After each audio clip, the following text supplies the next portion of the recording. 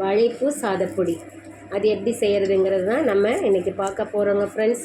இது வந்து ஒரு இன்ஸ்டன்ட்.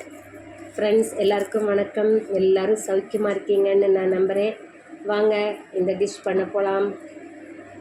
இது செய்கிறதுக்கு க்ளீன் பண்ண வாழைப்பூவை நல்லா நம்ம அலசிக்கலாங்க ஃப்ரெண்ட்ஸ். அலசிட்டு ஒரு 2-3 நிமிஷம் மட்டும் நம்ம அந்த தண்ணி வடியறதுக்கு வெள்ளை துணியில் போட்டுக்கலாம். இப்போ நம்ம கழுவி தண்ணியெல்லாம் வடிச்சிட்டு அந்த வாழைப்பூவை ஒரு 2-3 நிமிஷத்துக்கு மட்டும் இந்த மாதிரி நம்ம வெள்ளை துணி இல்லைன்னா எனி காட்டன் துணியில் நம்ம போட்டு பரப்பி விட்டுக்கலாங்க ஃப்ரெண்ட்ஸ்.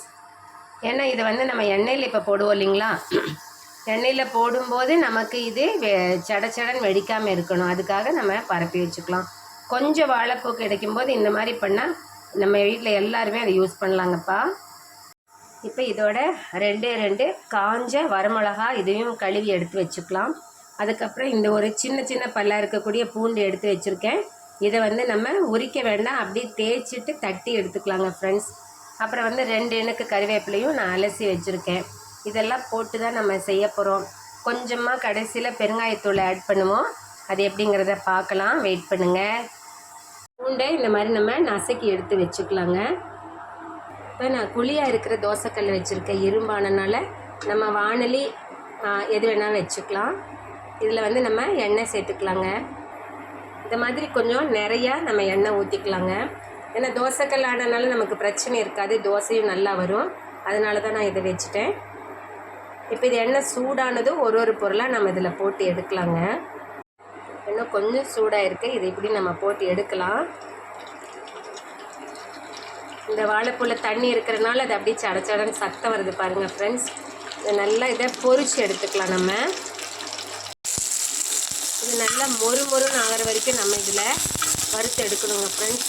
நம்ம அப்பளெல்லாம் பொரித்து எடுப்போம் பார்த்தீங்களா, வடையெல்லாம் போட்டு எடுப்போம் இல்லைங்களா, அந்த மாதிரியே தான். ஆனால் நான் வந்து எண்ணெய் வந்து கம்மியாக தான் விட்டுருக்கேன், ரொம்ப அதிகமாக விடலை. ஏன்னா ஆல்ரெடி குக் பண்ண பாயில் பண்ண எண்ணெயை வந்து யூஸ் பண்ணக்கூடாது அப்படின்னு நம்ம பிலீவ் பண்ணுறோம் இல்லைங்களா, அதனால் கம்மியாக விட்டுருக்கேன். இதுவே எல்லாத்துக்கும் சரியாக போயிடுங்க ஃப்ரெண்ட்ஸ்.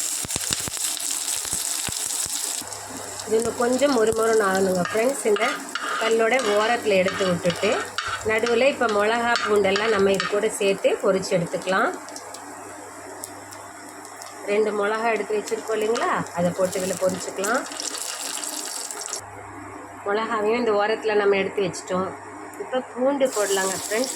இதுவுமே கொஞ்சம் நம்ம மொறுன்னு வர மாதிரி செய்துக்கலாம். இது கூடவே வந்து நான் இப்போ கறிவேப்பிலையை உருவி போட்டுக்க போகிறேன். இன்னும் இதில் இருக்கக்கூடிய எண்ணெயெல்லாம் நமக்கு வடிஞ்சு இதில் வந்து சேர்ந்துக்கும், அதனால தான் இப்படி உரமாக நான் எடுத்து வச்சுருக்கேன். இப்போ இது ரெடியாக இருக்குள்ள நம்ம இது எல்லாத்தையும் ஒரு தட்டில் எடுத்து வச்சுக்கலாங்க. இப்போ இது நல்லா இந்த மாதிரி ஆயிடுச்சுங்க ஃப்ரெண்ட்ஸ், மொறுன்னு. இது கூட கொஞ்சமாக நான் பெருங்காயத்தூள் சேர்த்துக்க போகிறேன். இது ஒரு வாசனைக்காக தான், வாசனை அண்ட் டேஸ்ட்டுக்காக. எல்லாம் ரெடி ஆகிடுச்சுங்க ஃப்ரெண்ட்ஸ். ஒன்றா எடுத்து விரலில் போட்டு நம்ம அதை நசுக்கி கரெக்ட வேண்டியது தான், பாக்கி அதையும் நான் காமிக்கிறேன். இப்போ இது ரெடி ஆகிடுச்சுங்க ஃப்ரெண்ட்ஸ். இதோட கொஞ்சமாக ஒரு 2-3 பிஞ்ச் மட்டும் டேபிள் சால்ட் போட்டு நம்ம விரல் வச்சு இது ஆறுனதும் விரல் வச்சு இப்படியே உடச்சி விடணும். அப்போ வந்து நமக்கு அப்படி சாப்பாட்டில் போட்டு பிசைஞ்சு விடுறதுக்கு உண்டான ஒரு பொருள் ரெடி ஆயிடும். இதை வந்து இந்த மாதிரி விரல் வச்சு நல்லா நம்ம உடச்சி விட்டோம் அப்படின்னா உடஞ்சி கொஞ்சமாக பவுடர் மாதிரி ஆகிக்கும். ரொம்ப பவுடர் ஆகக்கூடாதுங்க ஃப்ரெண்ட்ஸ், கொஞ்சம் ஆகிக்கும். அதை வந்து அப்படியே நம்ம சாதத்தில் பிசைஞ்சு சாப்பிட்டா ரொம்ப நல்லாயிருக்கும். பாருங்களேன், இப்படி 1-2 தான் உடைக்கணும். நம்ம இந்த மிளகாயும் உடஞ்சிக்கும்.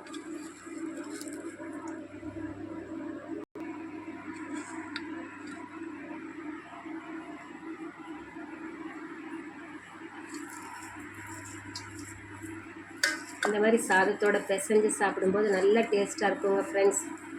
ட்ரை பண்ணி பார்த்துட்டு ஃபீட்பேக் கொடுங்க. See you, best wishes, bye bye.